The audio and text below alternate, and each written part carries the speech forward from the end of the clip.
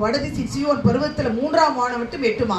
அந்த அளவுக்கு போய்கொண்டே இருக்கிறதாம் பிரியமானவர்களே.